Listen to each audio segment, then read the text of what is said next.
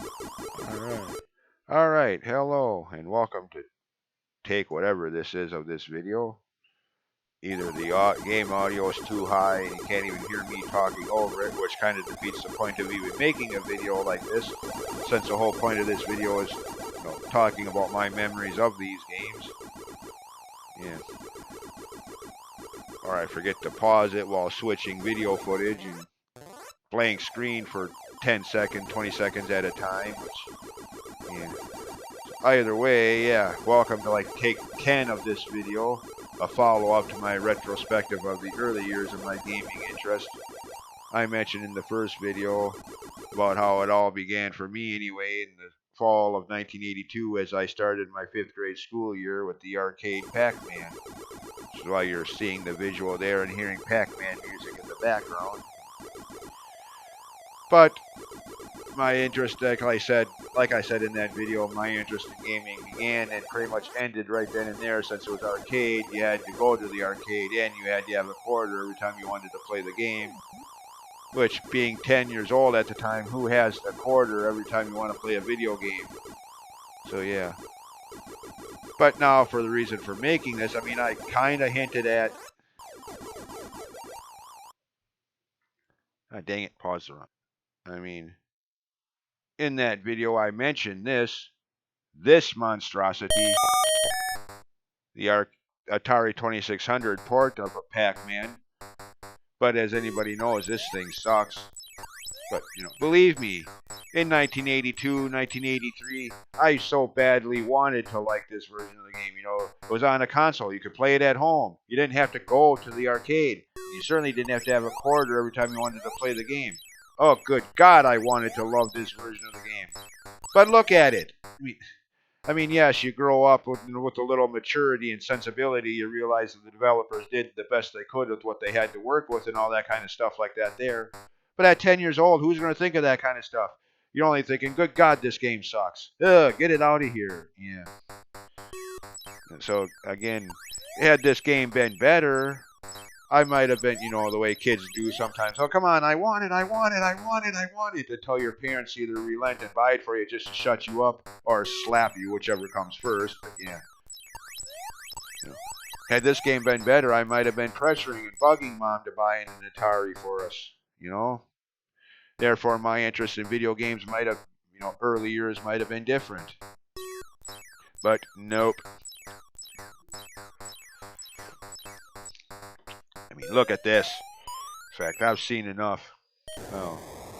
And an Atari game I might have liked had we had one, but it's called River Raid. Yeah. Of course, first of all, I gotta correct. Granted, if you weren't there in the Twitch stream that night, you never even heard it, so therefore there's probably no need to really correct it. But if anyone that, I think it was an Agent Frowny Twitch streamer, we were talking about early childhood memories of video game consoles, and I'd mentioned how, we had an Atari.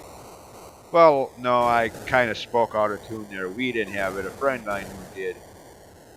And I'd play it a couple times here and there, not really too impressed with what I was seeing or trying to play, this game being one of them, a game called River Raid. Years later, I played a game similar to this on the NES called Tiger Heli, thinking, hey, this looks like that old River Raid game. Yeah. Anyways. So yeah, there's that. We never had an Atari. Mom wasn't about to shell out that kind of money for a video game console. And I don't totally disagree with that. I mean, to this day, there's no way in hell I'm buying a PS5 until Sony drops that price down drastically. Screw that. I got better things to spend my money on. I'm sorry. It's one of the reasons I've stuck with Nintendo consoles all these years. Technologically, they may be inferior to a Sony or an Xbox or a Sega Genesis, but who cares? They got good games, Metroid, Mario, Zelda, and their prices are always cheaper for consoles anyway. Maybe not the games themselves, but yeah. So yeah. So anyways, without starting an argument over video game console price and quality, the only reason for bringing that up is to point out that, Mother wasn't about, in the 80s, Mother wasn't about to spend that kind of money on a video game console, and I don't totally disagree with her on that. I still won't for a PS5. You can kiss my butt, Sony. So yeah, we never had the Atari 2600 or any of its major competitors, the Intellivision and ColecoVision, which I didn't even mention in the retro video because I completely forget they even exist since we never had them and neither did anyone else I ever knew at the time. So, or to this day for that matter. I only remembered them because after recording the video that this is a follow-up to, I was watching the AVGN video Double Vision where he talks about those two consoles. I was watching that and I'm like, hey, that's right. But even if I was interested, Mom wasn't going to spend that kind of money, and at that age, you know, everything you get, you know, Mom has to buy for you. You're not old enough to get your own money and go out and work, you know. You can get allowances, yes, but especially in my day, you know, granted, I guess things have changed drastically since then. Now it's 35, 40 years ago. I would hope so, but you get $1 allowance. The price of a console, you'd have to save up for almost half a year just to be able to get the console. I mean, who, especially as a 10-year-old kid, who's going to save their money that long? When candy bars and ice cream and stuff like that are lingering at, waiting at the nearest supermarket, you know? Yeah.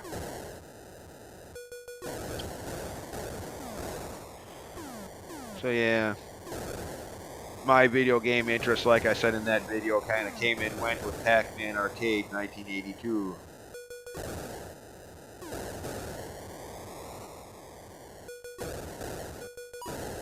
That is, until December 1987 when we got that NES for Christmas. But even then, I didn't really care, you know, for the rest of 1987 and the first few days of 1988. I was like, oh, good God, video games again. Yay. You know, sarcastic, cynical, and but at some point in the first week of January 88, I figured, what the hell? Hook it up, plug it in, turn it on, put in the game. And yeah, like I said in the original video that this is a follow-up to, brought back my interest in video games, which is also part of the reason why I made the retrospective on the Mario series first before anything else.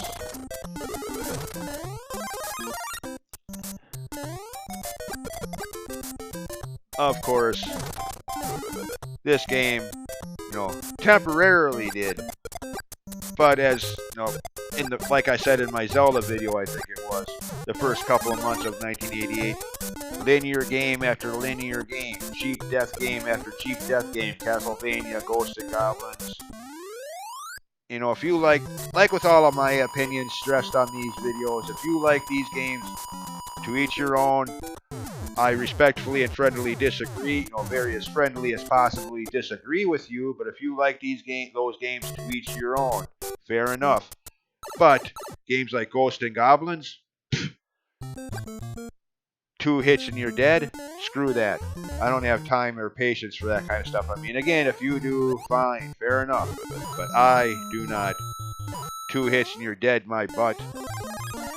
I mean, Mario games are that way, I guess, too, but they're not as annoyingly difficult either. So that's the other problem. You know, call me a wuss. I know. I don't like extremely difficult games. I know. Call me a wuss. Call me what you will. Frick, when I play RPGs, I'm so over leveled it's a breeze. You know, as anybody who's watched most of my playthroughs could probably already attest to. Yeah.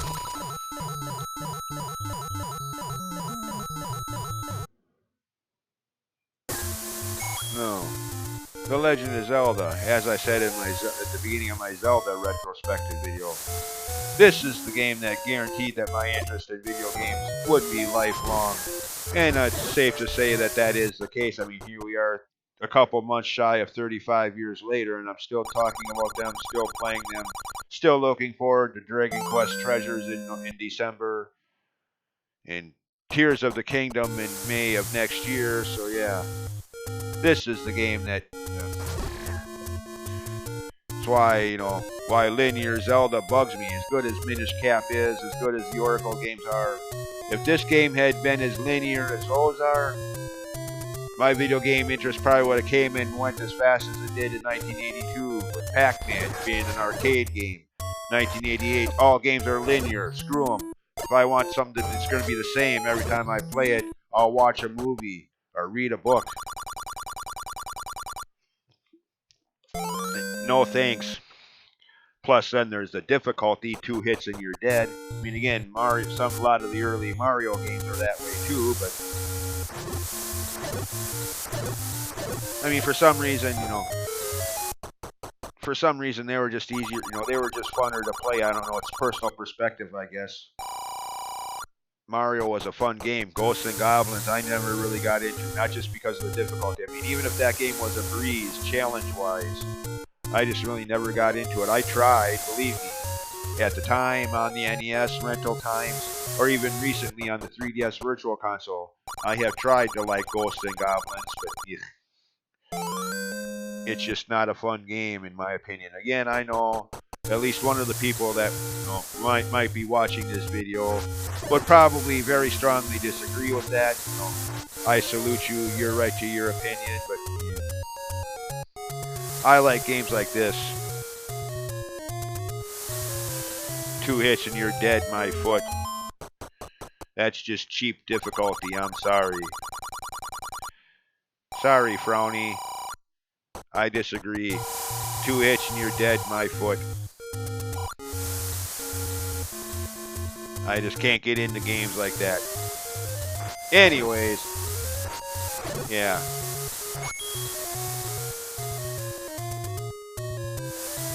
That's about it for this video, by the way. I just wanted to fill in a few blanks, so to speak. Rarely talked about other consoles that existed that I could have had childhood nostalgia of, had I had one, had I wanted one. So as it turns out, my childhood nostalgia of video games is Pac-Man Arcade, Super Mario, which I was already 16 by then, so wasn't really a child anymore, and then this game, which again, likewise, I was already 16 by January, February 1988, so not necessarily a kid anymore. I mean, I guess 16 you're still technically considered a child, but more like a young adult, but whatever, that's another argument for another time.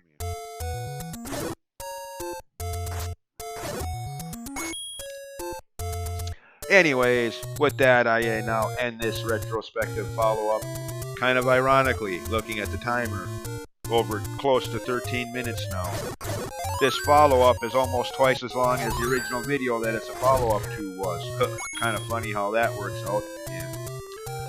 Anyways, thanks for watching, and sorry if you disagree with anything I've said before. Hey, it's okay. We don't have to.